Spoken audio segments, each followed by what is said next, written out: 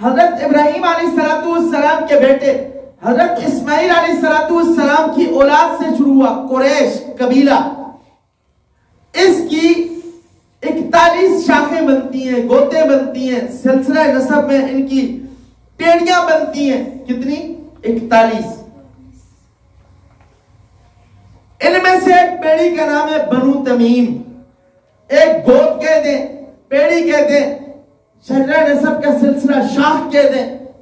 ایک شاخ کا نام ہے بنو تمیم. اس شاخ سے حضرت ابو بکر صدیق ہے. اس قبیلے کی، قریش قبیلے کی شاخ ہے بنو عدی. اس قبیلے کی شاخ بنو عدی سے حضرت عمر کی تعلق ہے. حضرت عمر بنو عدی سے. حضرت علی کو دیکھیں آپ تو حضرت علی بنو ہاشم سے ہیں اور نبی بھی بنو ہاشم سے ہیں. اس قبیلے کی ایک ہی شاخ، قریش کی ایک شاخ جس کو بنو امیہ کہا جاتا ہے، نبی کے صحابی حضرت عثمان کا تعلق اسی سے. نبی کے سر راس، نبی کے کاتب وحی حضرت امیر معاویہ کا تعلق بھی قریش کے قبیلے کی شاخ بنو امیہ سے. میں نے آپ کے سامنے قریش کے قبیلے کی چند شاخیں بیان کی. ایک شاخ ہے ہاشم، ایک شاخ ہے بنو عدی، ایک شاخ ہے بنو امیہ، اور ایک شاخ ہے بنو تمیم. بنو تمیم سے حضرت ابو بکر ہے، بنو عدی سے حضرت عمر ہے، بنو امیہ سے حضرت عثمان ہے، اور بنو امیہ سے ہی حضرت امیر معاویہ ہے، اور بنو ہاشم سے حضرت علی المرتضیٰ رضی اللہ تعالیٰ عنہ ہیں. اب آپ دیکھیں یہ سارے قبیلے قریش کی شاخوں میں سے جو 41 شاخیں بنتی تھی، اللہ نے مکہ میں اسی خاندان کو آباد کیا ہے، اور صحابہ کرام انہی 2 شاخوں میں سے. تو ان کی مشہور شاخ بنو تمیم سے حضرت ابو بکر کا تعلق ہے. اور اس کے بعد یاد رکھیے گا حضرت ابو بکر صدیق رضی اللہ تعالیٰ عنہ وہ شخصیت ہے جو 18 سال عمر ہوتی ہے اور نبی کی اور صدیق کی آپس میں دوستی ہوتی ہے، اور یہ محبت کا تعلق کتنا گہرا ہے، کتنا اعلیٰ اور عرفہ ہے کہ نبی صدیق سے کبھی جدا ہوتا ہوا نظر نہیں آتا. اور ان کی محبت کو، صدیق کی محبت کو میں نے کہا کافر بھی مانتا ہے کہ نبی کے ساتھ حضرت ابو بکر کی محبت بے مثالی ہے، نبی کے ساتھ ابو بکر کا جرانہ مثالی ہے، نبی کے ساتھ ابو بکر کا عشق لازوال ہے، نبی کے ساتھ ابو بکر کا تعلق بے مثال ہے. کیسے ہے؟ توجہ کرنا. نبی اکرم صلی اللہ علیہ وسلم نے اپنے ایک صحابی کو دعوت نامہ، والا نامہ، خط دے کر روم کے علاقے کی طرف بھیجا. اس صحابی کا نام دحیہ بن کلبی ہے.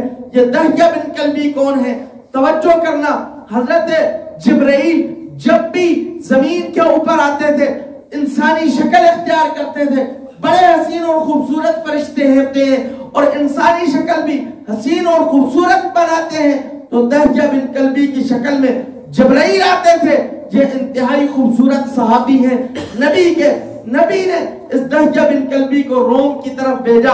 وہاں کا ایک بادشاہ تھا جس کا نام ہرقل تھا، اس کی طرف بھیجا اپنا خط دے کے کہ ایمان لے آؤ محمد الرسول اللہ صلی اللہ بلند آواز سے وہی صلی اللہ علیہ وسلم کے دامن سے وابستہ ہو جاؤ. یہ دحیہ بن کلبی اس ہرقل بادشاہ کے دربار میں پہنچتا ہے، آقا کا والا نامہ دیتا ہے، خط دیتا ہے. یہ الگ بات ہے، احتراماً اس نے دیکھا، رکھ لیا، ایمان نہیں لایا، کچھ بھی نہیں کہا، خاموش ہو گیا.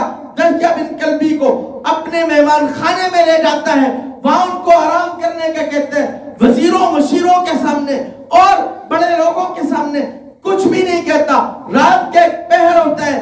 یہ بادشاہ شکلیں بنانے کا بڑا ماہر تھا، یہ مصور تھا، تصویریں بنانے کا بڑا ماہر تھا. इस बादशाह ने इस दहिया बिन कल्बी को उठाया। रात के पहर जब सारे इसके लोग, मुशीर, वजीर, गुलाम सारे सो गए, खिदमतगार सो गए, ये इनको उठाता है कि मदीने से आया हुआ रसूलुल्लाह का गुलाम है, जिसने ईमान लाने की दावत दी है। चलो इसको मैं ले जाके जरा कुछ चीजें दिखाता हूं। तवज्जो करना, सिद्दीक अकबर की मोहब्बत, सिद्दीक अकबर का ईमान, सिद्दीक अकबर की मिसाल देना चाहता हूं। इश्क लाज़वाल की दास्तान सुनाना चाहता हूं। सिद्दीक कौन है सुनो जरा।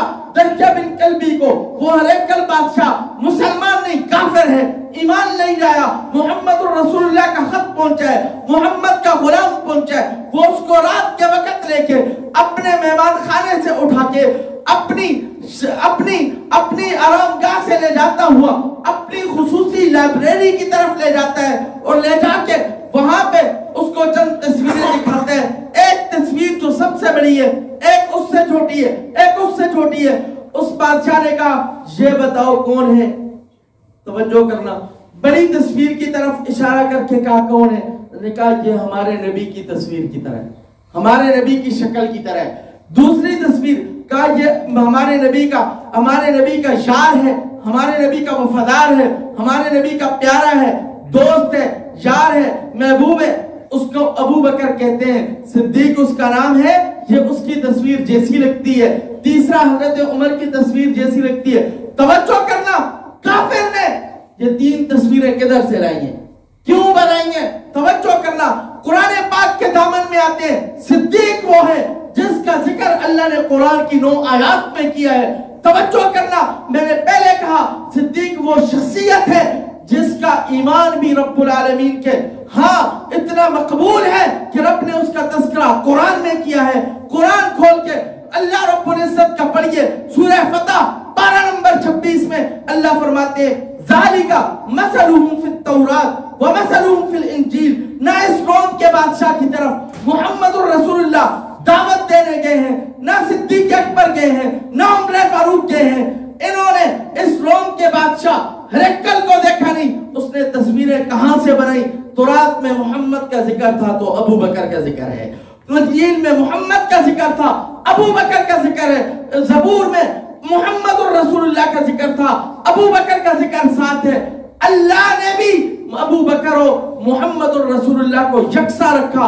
अबू बकर का जनाना मोहम्मद और रसूलुल्लाह के साथ वो है कि ईमान लाने से पहले भी यार, ईमान लाने के बाद भी यार, और रोज़े रसूल में आज भी बैठे हुए यार हैं, और कल क़यामत के दिन मोहम्मद और रसूलुल्लाह के साथ उठेंगे, जन्नत में जाएंगे तो मोहम्मद और रसूलुल्लाह अबू बकर साथ।